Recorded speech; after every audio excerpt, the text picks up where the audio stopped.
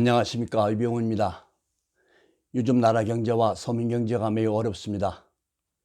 자영업하는 사람들과 소상공인들이 가게 문을 닫고 있고, 젊은 사람들이 취업이 어렵고 일자리가 없어져 우리 민생 경제가 날로 힘들어지고 있는 현실입니다. 3년 전에는 우리나라 경제 규모가 세계 10위권으로 국민 모두가 자부심을 가졌지만, 지금은 너무 경제가 어렵다 보니 세계 경제의 몇 위권인지 정부에서 발표하지 않아 알 수가 없습니다. 현 정부대로 소득주도 성장과 주 52시간 근무제를 무리하게 강행 추진함으로써 기업은 물론 자영업자들이 문 닫는 상가가 날로 늘어나 서민 경제가 매우 힘든 지경에 처해 있습니다. 그러나 지금 정치권과 지방자치단체에서는 다른 세상의 삶을 살아가고 있는 것 같습니다. 과거보다 불필요한 행사도 많아지고 행사 때마다 먹고 마시는 일들이 너무나 많은 것 같습니다. 사회 기관 단체들은 해외는 물론이고 국내 선진지 견학을 명분으로 관광성 출장이 잦아지고 있으며, 각종 회의나 행사 시 그 많은 참석자들에게 술과 식사를 대접하고 있는 것을 보면 예산을 흥청망청 쓰는 것 같습니다. 한마디로 너도 먹고 나도 먹자며 한탕주의적인 행정을 하고 있는 것 같습니다. 그 전에 IMF 때 금반지를 모으며 경제의 난국을 극복하기 위해 절약하고 절제했던 때와는 너무나 반대입니다.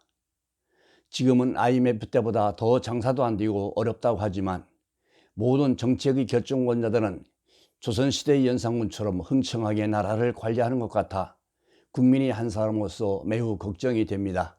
나라가 어렵다는 이야기는 거짓말 같은 기분이 듭니다. 그렇게 나라가 어려우면서도 예산은 매년 대폭적으로 늘어나고 있습니다.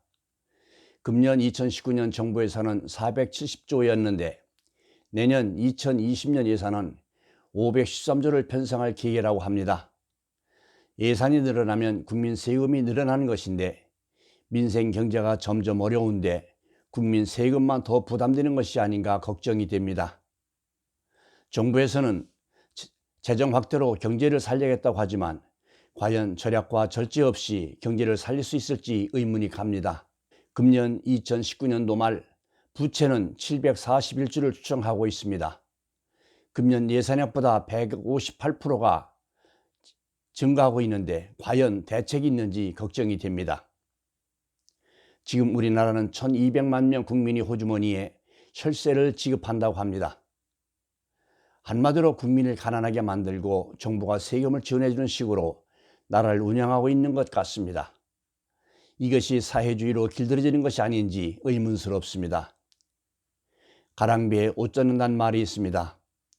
이렇게 국가 재정을 국민들에게 배분한 형식으로 추진하다 보면 국민들은 이제 내가 노력하지 않아도 정부에서 세금으로 다 해줄 것이라는 막연한 심리를 갖게 되어 땀을 흘리지 않아도 살아갈 수 있다는 생각을 하게 될까 봐 걱정이 됩니다. 평소 국가에서 지급하는 각종 수당에 국민들은 불만 없이 만족을 느끼고 있는데도 정부에서는 임의적으로 내년 뒤에 군 장병 월급 등 각종 복지 수당을 대폭 인상한다는 것을 보면 내년 총선을 의식하여 포퓰리즘 정치를 하고 있는 것이 아닌지 의문스럽습니다. 그리스와 베네수엘라는 좌파 포퓰리즘으로 경제가 망한 것을 우리 국민은 똑똑히 보았는데도 아직도 일부 국민들은 진영 논리에 갇혀 포퓰리즘을 지지하고 있어 답답한 심정입니다. 옛날에 부자가 망해도 3년을 먹고 살 수 있다는 이야기가 있습니다. 지금 가게가 문 닫고 직장을 잃었지만 그동안 예금한 것 가지고 쓰고 있기에 겉으로는 표가 나지 않지만 이대로 2, 3년 간다면 일어설 수 없는 파국으로 갈 수도 있다는 생각도 해봅니다. 지금 어디든지 농촌 소도시에 가보면 밤 8시만 되면 지나가는 행여는 하나도 없고 상가는 절시한 채 쓸쓸한 거리만을 보게 됩니다. 현 정부는 복지를 강조하며 예산을 엄청나게 투자하고 있지만 최대한 현금 복지를 줄이고 경제를 살리고 젊은 사람들을 위한 미래지향적인 사업에 과감히 투자해야 합니다. 또한 복지 분야에 투자하는 그 막대한 예산이 과연 정당하게 투자하고 있는 건지, 그리고 혈세가 새는 것이 없는지 챙겨보아야 합니다. 노임 살포식으로 현금 복지에 투자하는 것은 절대로 경제 살리기에 도움이 안 된다는 것을 깨달아야 합니다. 지금까지 시청해 주셔서 감사합니다. 감사합니다.